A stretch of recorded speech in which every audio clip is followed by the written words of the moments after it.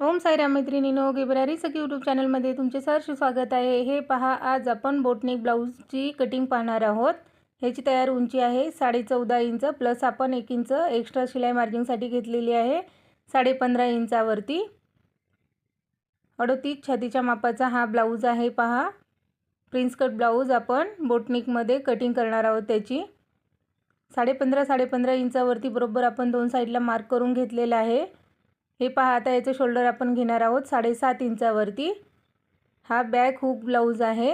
याच्यामध्ये जर तुम्ही डायरेक्ट करणार असाल, बॅक हुक साईडला आपल्याला इथे हुक लावायचं असेल तर तुम्ही इथे 8 इंचावरती घ्यायचं आहे।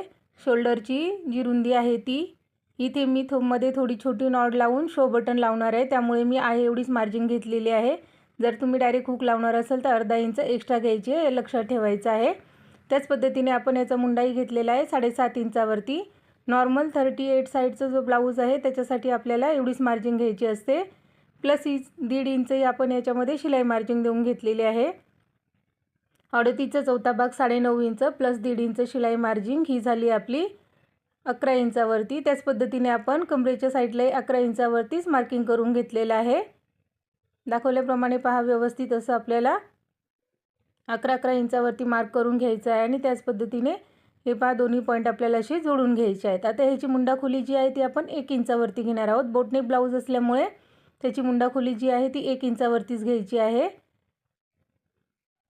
प्रत्येक बोटनेक ब्लाऊजच्या कटिंगमध्ये हीच मेथड वापरायची आहे। मुंडा खोलीसाठी तुम्हाला फक्त शोल्डर आणि मुंडा यामध्ये चेंज होणार आहे। आता ह्याची गळ्याची जी रुंदी आहे ती मी तुम्हाला फक्त दाखवण्यासाठी 4 इंचावरती घेत आहे, परंतु मी 4 इंच घेणार नाही आहे। याची आपल्याला एक्स्ट्रा घ्यायची आहे।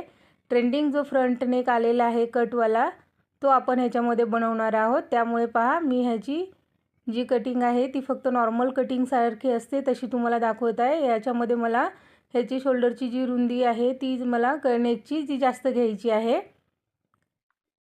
फ्रंट नेकचा जो कटिंगचा आणि स्टिचिंगचा व्हिडिओ आहे तो मी तुम्हाला नेक्स्ट ब्लॉगमध्ये दाखवणार आहे। फ्रंट नेकची आता जी ट्रेंडिंग डिझाइन आलेली आहे ती आपण याच्यामध्ये बनवणार आहोत।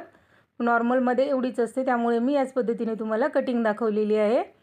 ह्याची पहा, आपण टक्सची जी रुंदी आहे ती 5 इंचावरती घेतली आहे आणि उंची 5 इंचावरतीच घेतलेली आहे। व्यवस्थित असं 1 इंच कव्हर करून मार्क करून घेतलेलं आहे। फिटिंगच्या साईडला पहा, अर्धा इंच आपण वरच्या साईडला घेतलेला आहे। प्रत्येक ब्लाऊजमध्ये कंपल्सरी अर्धा इंच वरच्या बाजूने घ्यायचं, ते मी घेतच असते, त्याने फिटिंग खूप सुंदर येते। नक्की एक वेळा ट्राय करून पहा। अशा पद्धतीने आपली ड्राफ्टिंग झालेली आहे। नॉर्मल ब्लाऊजमध्ये तुम्हाला सेम याच मेथडने करायची आहे, त्यासाठीच मी ही मेथड वापरलेली आहे। पहा, याच्यामध्ये मी थोडासा वेगळा ब्लाऊज बनवणार आहे, त्यामुळे नेक कट करून दाखवलेला नाही आहे। हे पहा, अशा पद्धतीने आपली ड्राफ्टिंग झाली होती, ती आपण कटिंग करून घेतलेली आहे। फक्त आपण नेक जो आहे तो कट केलेला नाही आहे।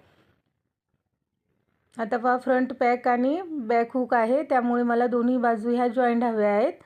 हे पहा, फक्त आपल्याला काय करायचं आहे, बॅकची जी उंची आहे त्यापेक्षा फ्रंटची उंची जी आहे ती आपल्याला 1 इंच एक्स्ट्रा घ्यायची आहे। फक्त आपण प्रिन्स कट ब्लाऊज बनवणार आहोत त्यामुळे। आता जसा आपला बॅकचा पार्ट कट केला होता सेम ॲज इट इज आहे तसाच आपल्याला ड्रॉ करून घ्यायचा आहे। फ्रंटसाठी जसं आपण मार्क केलेला आहे सेम त्याच पद्धतीने ड्रॉ करून घ्यायचा आहे। तो साईडला काढून घ्यायचा, व्यवस्थित परत एक वेळा त्याच्यावरती आपल्याला मोजून घ्यायचं आहे। अशा पद्धतीने सोपं जातं, पण एक वेळा परत आपल्याला मोजून घ्यायचं आहे। 7.5 इंचावरती बरोबर मार्क करून घ्यायचं आहे। मुंडा 7.5 इंच, इकडे आपण आयहुक पट्टी लावणार नाही आहे, त्यामुळे आपण 7.5 इंचावरती घेतलेला आहे। अर्धा इंच आतल्या साईडला घेतलेला आहे मी इथे मुंडा खोलीसाठी 7 इंचावरती। जसं आहे तसं 7.5 घेऊन मार्क करायचं। अर्धा इंच आपल्याला फक्त अलीकडच्या साईडला यायचं आहे फ्रंट नेकसाठी। हे पहा, अशा पद्धतीने अर्धा इंच आतल्या साईडला यायचं आहे आणि तिरकस अशी सरळ अशी आपल्याला रेषा देऊन घ्यायची। आता इकडे आपण मुंडा खोली 1 इंच दिली होती, सेम त्याच पद्धतीने या साईडला येऊन इकडे 1 इंच मुंडा खोली देऊन घ्यायची आहे। अर्धा इंच आपलं इकडे कमी झालेलं आहे, हे लक्षात ठेवा। अशा पद्धतीने जर तुम्ही फ्रंट साईडला जर मुंडा खोली दिली बोटनेकमध्ये तो एकदम फिनिशिंगमध्ये ब्लाऊज येणार आहे। 1 इंच आपण पहा एक्स्ट्रा घेतलेला आहे समोरच्या टक्ससाठी आणि खालच्या कमरेच्या साईडला 2 इंच वाढवलेला आहे। फक्त आपण एवढाच बदल केलेला आहे। इकडे किती भरला आपलं 7.5 इंच, त्याच पद्धतीने सेम आपल्याला पुढच्या साईडला 7.5 इंचावरती मार्क करून व्यवस्थित असं जोडून घ्यायचं आहे।